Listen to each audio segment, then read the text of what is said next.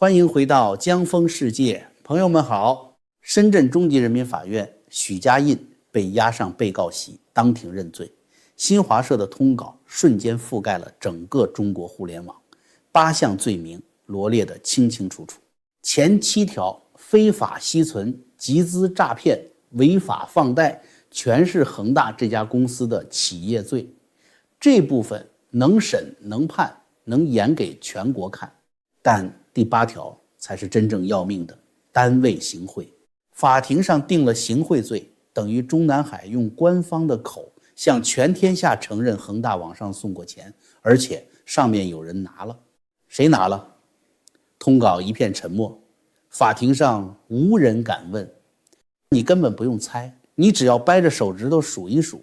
许家印在广东是怎么堆出一个万亿帝国的。这些年广东那片天是谁在罩着？他们是这10多年来主政广东的，再加上先后主政深圳和广东的马兴瑞。如今这些人有的是政治局委员，封疆大吏，有的甚至摸到过权力最顶层的牌桌。你敢把他们的名字和许家印的行贿线公开绑在一起吗？那是政治地震，是想在中国这艘大船的甲板上直接引爆一颗核弹，所以必须切割。怎么切？在中共的绞肉机里，这种案子从来都不是查到哪儿算哪儿，而是权力顶层先画好一条死亡线，火只能烧到这条线为止，线上的保住，用线下一个人的命去挡住所有从下往上拱的火。现在你懂了。许家印的单位行贿罪既然已经摆上了法庭，却又不必展开，这只说明一件事，那条死亡线已经画好了，负责挡火的牺牲品已经选定了。看看4月3号马兴瑞官宣落马，不多不少，正好卡在许家印上庭之前的10天。这10天就是在清扫刑场，给后面这场大戏完成最后的铺路。那么负责断路挡火，负责被牺牲的那个人就是马兴瑞，而他身后的那几位权贵在这10天里该退赔的退赔，该划线的划线，该保的毫发无损。所以许家印这场庭审表面是在审一个老板，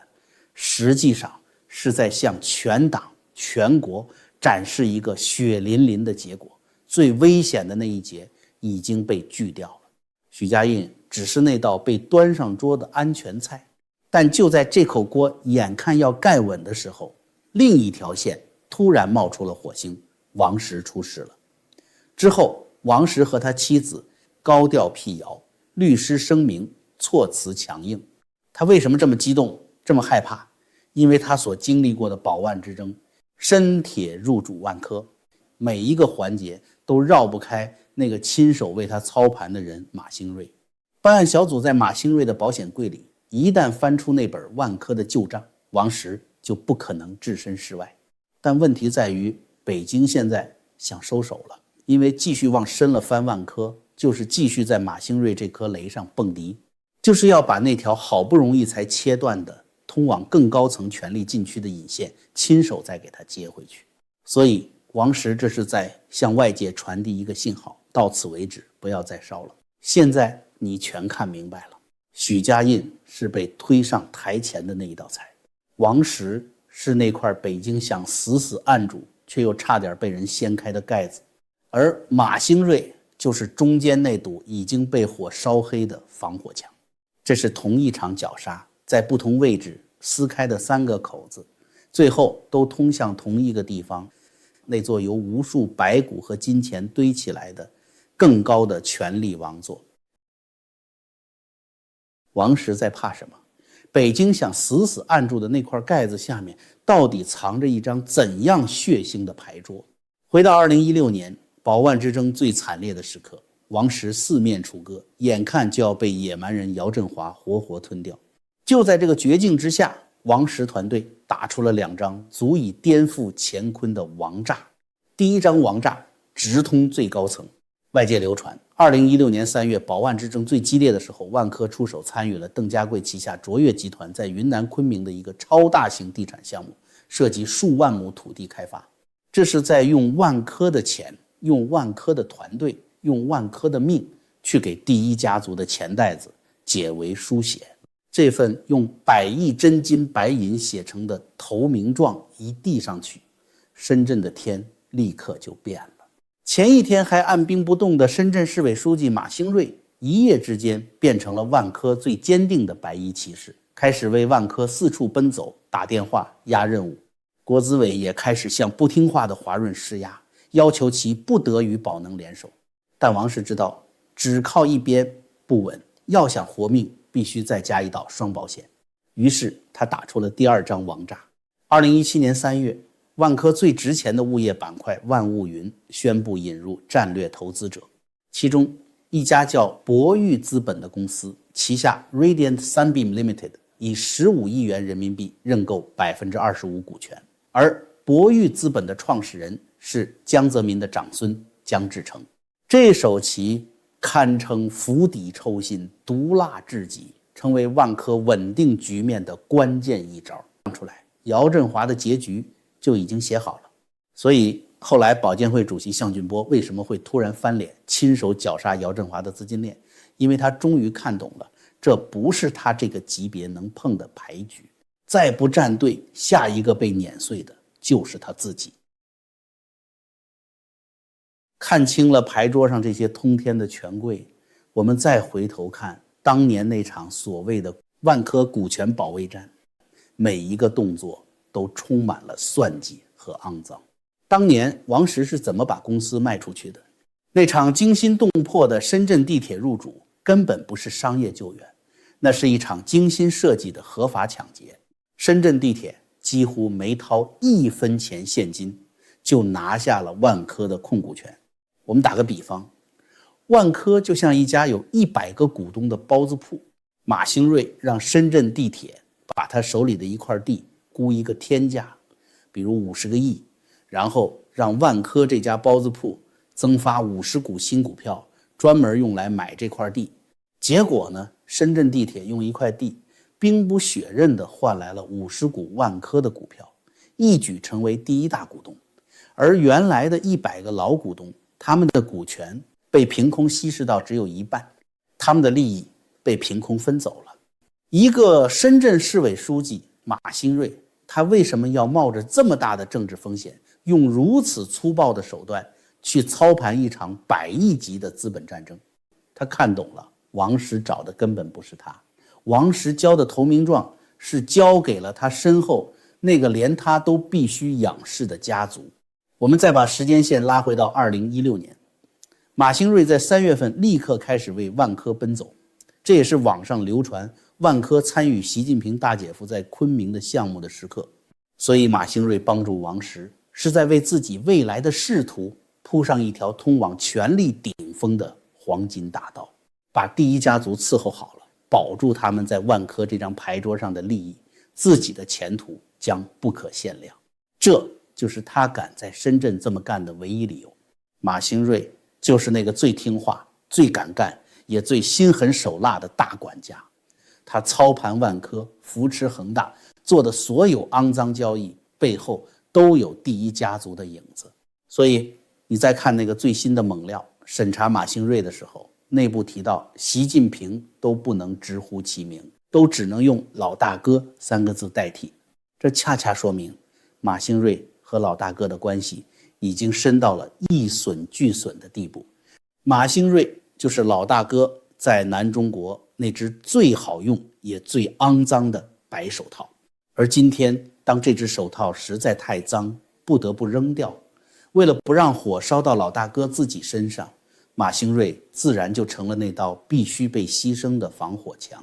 到了这里，咱们先停一下。很多老观众都知道，普瑞堂的黑参那绝对是市面上顶级的滋补佳品，无论是自己日常调理身体，还是逢年过节送给亲朋好友，都特别有面子，也特别显心意。这次的10周年庆活动从3月28日一直持续到4月19日，优惠力度非常大，有2大超级福利。第一，只要您在店里消费，每满500美元就直接送您2颗黑参原参，您买1000就送4颗，多买多送，上不封顶，第二，也是最重磅的，如果您单笔消费满了$3000，那不仅能拿到12颗原参，普瑞堂还要额外再加送您1颗特级黑参原参。这个特级是真正的镇店之宝，平时只送不卖的。这次为了10周年庆才拿出来，机会极其难得。请大家点击咱们节目视频下方的专属链接，直接进店选购。在结账的时候，千万别忘了，一定要输入咱们频道的专属优惠码 JF， 立刻享受全球包邮的福利。再次感谢大家。万科活下来了，但活下来比死更痛苦。2017年6月30日，万科股东大会，66岁的王石被迫宣布退休。因为战争一结束，新的主人深圳地铁邓家贵，还有王石的好学生郁亮，立刻意识到，只要王石这个精神图腾还在，这台提款机他们就无法彻底掌控。于是王石必须走人。他前脚刚走，以郁亮为首的新管理层后脚就露出了獠牙。2017年之后，他们把事业合伙人跟投制度、表外融资这些金融炼金术玩到了极致。根据多家媒体报道，万科前员工创办的博商资产管理有限公司被市场称为影子万科，还有祝久胜曾任董事长的彭金所通过低息吸纳万科闲置资金，再高息贷给员工和合作方，用于强制跟投，形成闭环利益输送，将上市公司利润层层节流输送到自己的口袋。内部的硕鼠还只是小打小闹，真正让万科大出血的是那些献给权贵们的永无止境的贡品。第一份贡品献给第一家族，万科成了邓家贵大姐夫最好用的白手套。外界有报道称，在广东万科投资公司这类项目里，万科出钱出人出品牌，像一头老黄牛一样干着所有的脏活累活，但最后分肉的时候却只配吃点残羹冷炙，大部分的利润都流向了那个神秘的持股1%的关联方。第二份贡品献给江家长孙，当年帮万科续命的博裕资本自然要连本带利的收回10倍、100倍的回报。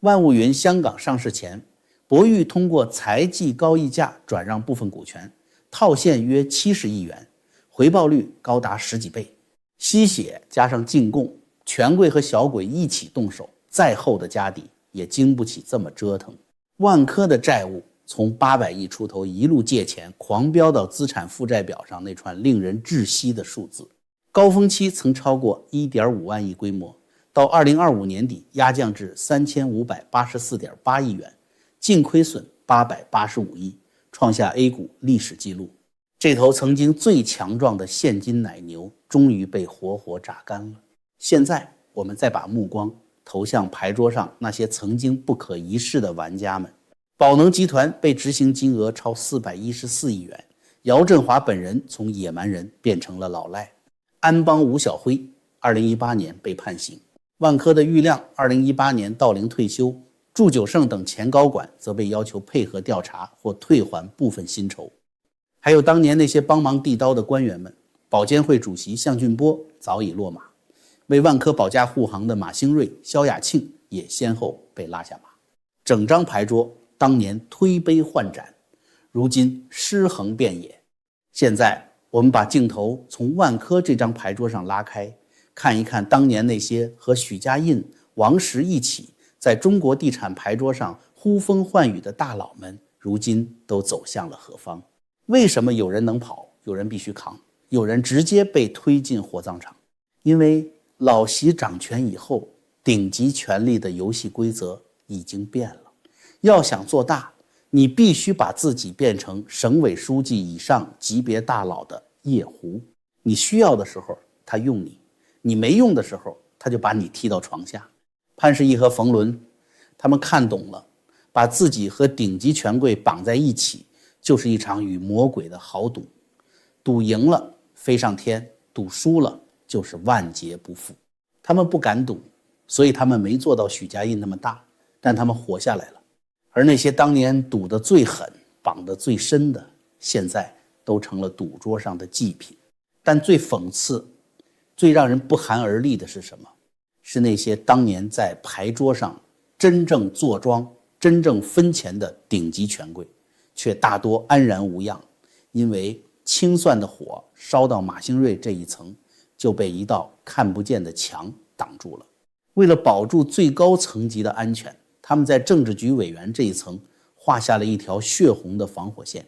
防火线之外的，该审的审，该抓的抓，该清算的清算，防火线之内的内部处理，秘密解决，你永远看不到他们落马的官宣。这就是今天的规矩，欠下的终究要还，只是谁来还，怎么还，是由坐在权力最高处的那个人亲自指定。所以你今天看到的不是一场普通的庭审，不是一纸简单的辟谣，也不是一个地方大员的落马，你看到的是那堵防火墙第一次被火光照出了轮廓。